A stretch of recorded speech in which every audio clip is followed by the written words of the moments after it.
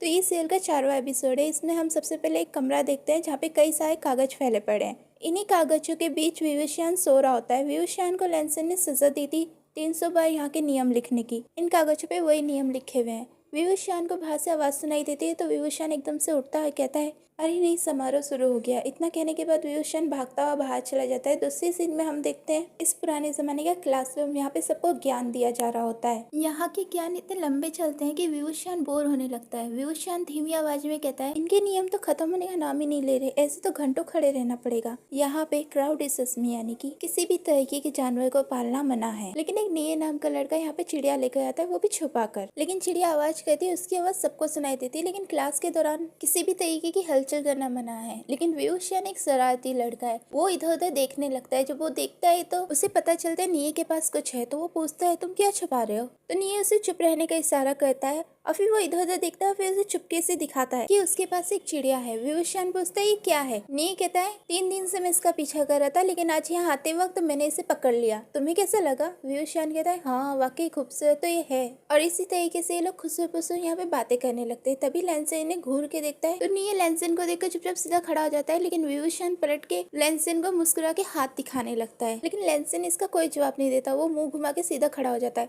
और इसी के साथ ये सीन यही खत्म होता है। दूसरी सीन में हम देखते हैं हर कबीले के लोग अपने अपने कबीले की तरफ से यहाँ के गुरु यानी लैंसन के चाचा के लिए काफी सारे कीमती कीमती तोहफे लाए होते हैं। पहले चलते जान आगे आता है, कहता है मैं लैंडलिंग के जिन परिवार से जिन ज्वाइन हूँ, कृपया मेरा प्रणाम स्वीकार कीजिए। राजकुमारी चलती जान को दिख दिख मुस्कुरा रही होती है। चलती जान कहता है मैं जानता हूँ गुरुजी आप तोहफे लेना पसंद नहीं करते, लेकिन मेरे पिताजी ने आपके लिए एक नायाब तोहफा भेजा है, कृपया इसे स्वीकार कीजिए। चलती जान गुरुजी को सोने की किताब देता है। विवस्वान कहता है कितना अमीर है ये। जेंग शेंग कहता है ये सब दिखावा है अमीर होने का। राजकुमारी कहती है चुप हो जाओ तुम दोनों। इसके बाद निये की बारी आती है। निया आता है, कहता है किंग का नाई कबीला आपको प्रणाम करता है। नाई कबीले से मैं नाई ह्यूसिंग आपको प्रणाम करता हूँ। इसके बाद निये का नौकर कहता है मैं मेरे कबीले की तरफ से आपके लिए उपहार में रेत से बना मिट्टी का पात्र लेकर आया हूँ। इस नौकर का नाम मेंग्याओ है। मेंग्याओ नाई कबीले के राजा की तरफ से यहाँ की गुरु को तोहफा दे रहा होता है। तभी यहाँ के लोग इसके बारे में बातें कर रहे होते हैं, इसके बारे में अनाप शनाप कह रहे होते हैं। ये जिन कुल के राजा की नाजायज औलाद है। राजा ने अपने एक बेटे को ऐश आराम की जिंदगी दी है, दूसरे बेटे को दर दर की ठोकरें खाने भेज दिया। यही सब बातें ये लोग कर रहे होते हैं। राजा की दूसरी औलाद चलते जियान है,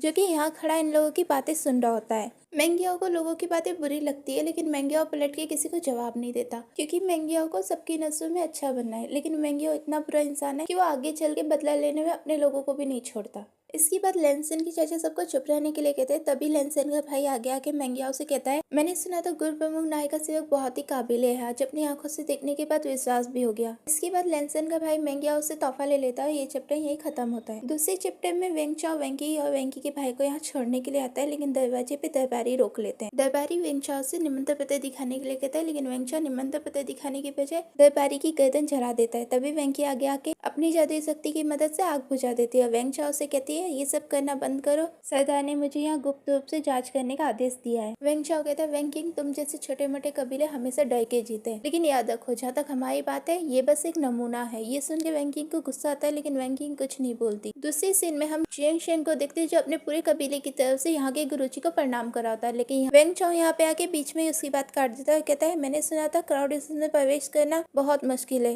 लैंसन का भाई कहता है वेंग हमें पता नहीं था तुम यहाँ आओगे, क्राउड की तरफ से मैं तुमसे माफी मांगता हूँ। पिछली सदी से वेंग कबीला कभी हमारे व्याख्यान में उपस्थित नहीं रहा, क्या तुम अपने सरदार की तरफ से कोई संदेश लेकर आए हो। वेंगचाओ कहते हैं गुरु प्रमुख लैंड तुम पूरी तरह से गलत हो, मैं यहाँ व्याख्यान सुनने नहीं आया हूँ, मैं यहाँ किसी को छोड़ने के लिए आया हूँ। वैसे भी हमारा कबीला दूसरों को ज्ञान देता है, मुझे नहीं लगता हमें तुमसे कुछ सीखने की जरूरत है। ये सुन के लैंसन को गुस्सा आता है, लेकिन लैंसन अपने भाई की तरफ देखता है, उसका भाई उसे इशारों में मना कर देता है। नी धीमी आवाज में बोलता है ये बहुत घमंडी लगता है। विवस्वान बोलता है अगर ये ऐसी बात है तो वेंग तुम यहाँ क्यों आए हो। वेंगचाओ बोलता है अब ये बच्चा कौन है। विवस्वान बोलता है मैं कोई बच्चा नहीं हूँ, मैं यंग मैन से विवस्वान हूँ। इसके बाद वेंगचाओ विवस्वान को घूर के देखता है, कहता है आज तक मेरी बात किसी ने नहीं काटी। तो विवस्वान कहता है मेरा भाई जेंग शेंग गुरुजी को प्रणाम करता, असल में बात तो तुमने काटी है, तुम्हारे वेंग कुल में तुम्हें इस तरह की शिक्षा दी जाती है। इसके बाद वेंगचाओ गुस्से से बोलता है अच्छा तो ये बात है, आज मैं तुम्हें दिखाऊंगा जो हमारे सामने सर उठाने की हिम्मत करता है हम उसका क्या हासिल करते हैं। तभी जेंग शेंग कहता है शांत हो जाओ कि ये सब यहाँ सीखने के लिए आए, तुम इतना गुस्सा क्यों कर रहे हो। इसके बाद वेंगचाओ बोलता है युन मैन के जियान कुल को उन्हें उनकी औकात दिखाने हो गया, मैंने आज छोड़ दिया तो लोग कहेंगे मैं उन्हें पीठ दिखा के भाग गया। इसी के साथ यहाँ पे युद्ध छिड़ जाता है, सब एक दूसरे के ऊपर अपनी अपनी तलवार तान देते हैं। लेकिन लैंसन का भाई अपनी जादुई बांसुरी की मदद से सबकी तलवार को नियंत्रण कर लेता है, जिसके कारण तलवारें हवा में उड़ के जमीन पे सीधी खड़ी हो जाती है। तभी निये बोलता है, लैन कबीले के ये दो जुड़वा भाई वाकई कमाल लगते हैं। लैंसन का बड़ा भाई वेंग चाओ से कहता है, सुनो वेंग, आज हमारे समारोह का उद्घाटन का दिन है, उम्मीद है तुम अपने गुस्से पे काबू रखोगे। इसके बाद वेंगी आगे आके सबको प्रणाम करके कहती है, मेरा नाम वेंगी है और मैं यहाँ व्याख्यान सुनने के लिए आई हूँ। ये मेरा छोटा भाई वेंडिंग है। हम यहाँ पहली बार आए हैं और आपके नियमों से एकदम अनजान है। श्रीमान लैन, गुरुप्रमुख लैन, कृपया हमें क्षमा करें। वेंगी ने वेंग कबीले की तरफ से एक तोहफा देती है। लैंसन का बड़ा भाई लेता नहीं है, लेकिन यहाँ के गुरुजी के कहने पर ले लेता है। लैंसन का बड़ा भाई कहता है, मैं तुम्हारा तोहफा स्वीकार करता हूँ। वेंग, अब तुम थक गए होंगे, तुम जाके आराम करो। कल के व्याख्यान के लिए सही समय पे उपस्थित रहना। ये सुन के वेंग चाओ एक घमंडी सा मुंह बना के विवेशान को घूरता हुआ यहाँ से चला जाता है और इसी के साथ ये चैप्टर यही खत्म हो जाता है। दूसरे चैप्टर में हम देखते हैं पूरे लैन कबीले में वेंग कबीले की चर्चा चल रही होती है, जिसमें लोग बातें कर रहे होते हैं,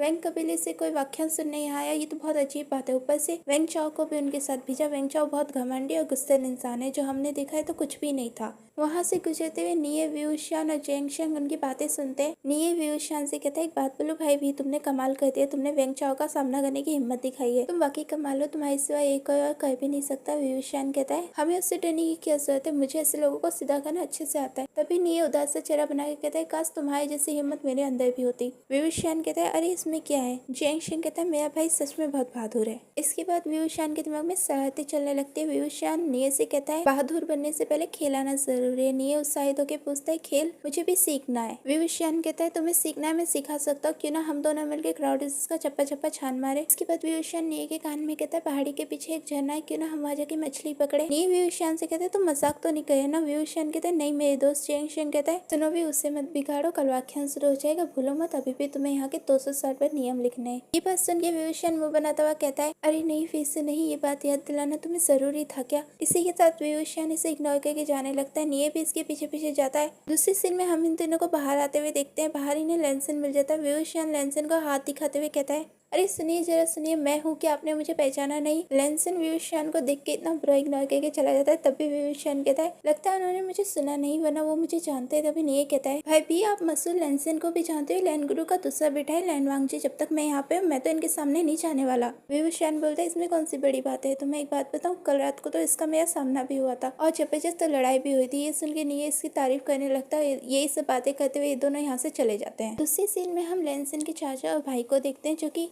कह रहे होते हैं, आज से पहले ऐसा कभी नहीं हुआ कि वेंग कबीले का कोई सदस्य हमारे यहाँ व्याख्यान सुनने के लिए आया हो, और ऊपर से 2 जोड़ा भाई बहनों को भी भेजा। लगता है इसके पीछे इनका कोई दूसरा मकसद है। लैंसन के चाचा कहते हैं, उनका चाहे जो मकसद हो, लेकिन इस वक्त वो हमारे मेहमान है, हमें उनका सम्मान करना होगा और उनसे सावधान भी रहना होगा। वेंगी के यहाँ होने पर कुछ गड़बड़ ना हो, इसकी जिम्मेदारी लैंसन के चाचा लैंसन के बड़े भाई को दे देते हैं, और साथ ही वेंग कबीला और जो कठपुतलियां थी उन सब में कोई संबंध ना हो, इस तरह का भी ये लोग शक कर रहे होते हैं। उसी सीन में हम मेंग्याओ को देखते हैं, जो लोगों के सामने शरीफ बनने का नाटक करता रहता है। लैंसन के भाई को देख के लैंसन के भाई के पास आता है। लैंसन का भाई कहता है, मेंग्याओ समारोह खत्म हो गया, तुम अभी तक आराम करने के लिए नहीं गए। मेंग्याओ कहता है, मैं जा रहा हूँ, आपसे इजाजत मांगने के लिए आया था। लैंसन का भाई कहता है, तुम जा रहे हो, थोड़े दिन और यहाँ क्यों नहीं रुकते। मेंग्याओ मीठी मीठी बातें करता हुआ कहता है, मैं नई कुल का अतिथि हूँ, मेरा यहाँ रुकना उचित नहीं होगा। लैंसन का भाई कहता है, अगर ऐसी बात है तो मैं तुम्हें नहीं रोकूंगा। मेंग्याओ लैंसन के भाई को शुक्रिया कह के यहाँ से चला जाता है। दूसरे सीन में हम देखते हैं, वेंगी पहाड़ों पे हिंगलोआ ढूंढने के चक्कर में घूम रही होती है, जहाँ उसे पता चलता है कि यहाँ पे सब में सुरक्षा कवच लगा है। दूसरे सीन में हम विवुशियान और निये को देखते हैं, जो पहाड़ी के पीछे वाली नदी में मछलियां पकड़ रहे होते हैं। विवुशियान बहुत ध्यान से एक मछली को पकड़ने की कोशिश करता है, लेकिन तभी निये आवाज कर देता है, जिसके कारण मछली डर के भाग जाती है। विवुशियान निये से कहता है, तुमने मछली को डरा दी। निये विवुशियान से कहता है, तुम फिर से पकड़ो।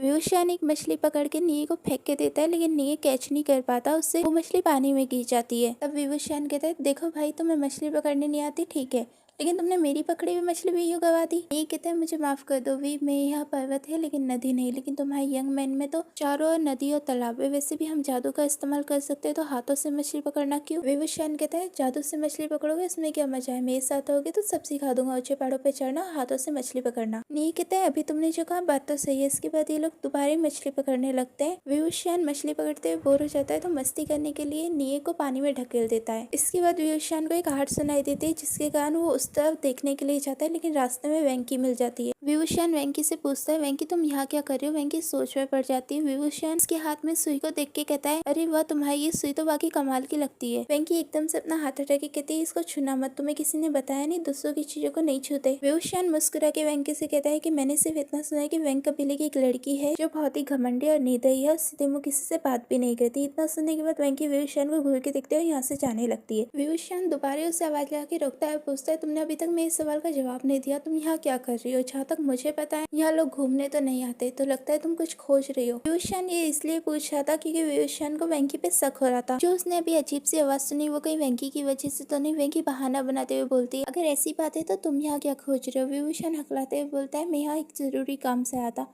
वेंकी उसे घूर के दिखती है तो कहते हैं, असल में मैं यहाँ मछली पकड़ने आया था। इसके बाद वेंकी यहाँ से चली जाती है। दूसरे चैप्टर में हम देखते हैं चेंगशंग गुस्से से तलवारबाजी का अभ्यास कर रहा होता है। तभी राजकुमारी आती है, बैठ के उसे थोड़ी देर देखती है, फिर बोलती है, सुनो चेंग, अब बस भी करो, कल से व्याख्यान शुरू हो जाएगा। चेंगशंग गुस्से से कहता है, आजकल कुसुमावी ने सबकी नींद हराम कर रखी है। राजकुमारी कहती है, तुम चिंता मत करो, उसे जल्दी समझ आ जाएगा। चेंगशंग कहते हैं, वो कब अपने परिवार के बारे में सोचना सीखेगा। इसी तरह से ये दोनों बातें कर रहे होते हैं। चेंगशंग थोड़ा नाराज हो जाता है, लेकिन राजकुमारी के समझाने से समझ जाता है। तभी यहाँ पे विभूषण आ जाता है। विभूषण कहते हैं, चेंगशंग पूछता है, तब से तुम कहाँ थे? विभूषण कहते हैं, जरा धीरे बोलो, कोई सुन लेगा। इससे आगे ये लोग सीन में खाना पीना खाते हैं। मैं शाकाहारी इंसान हूँ, इसलिए इस सीन को कट करते हैं। उसी सीन में ये लोग क्लास के लिए जा रहे होते हैं, लेकिन वही विभूषण और झुलते जैन आमने सामने आ जाते हैं। झुलते जैन और विभूषण में बिल्कुल भी नहीं बनती। विभूषण जानबूझ के झुलते जैन को छेड़ता है, लेकिन झुलते जैन का स्वभाव घमंडी है, इससे वो उसे इग्नोर करता हुआ निकल जाता है। दूसरे सीन में गुरुजी ज्ञान की बातें सबको सिखा रहे होते हैं, लेकिन विभूषण सो रहा होता है और ये भी नींद में झूम रहा होता है। लेकिन चेंगशंग विभूषण को धीमी सी आवाज से उठा देता है। यहाँ की क्लास एक ज्ञान सुनने के लिए है, लेकिन विभूषण ये दोनों मस्ती करने में लग जाते हैं। विभूषण मस्ती मस्ती में गुरुजी की पीठ पे एक कागज चिपका देता है, जिसके कारण पीछे बाकी लोग बैठे हुए वो भी सब हंसने लगते हैं। लेकिन गुरुजी को ये बात पता नहीं चलती। वो पीछे पलट के कहते हैं,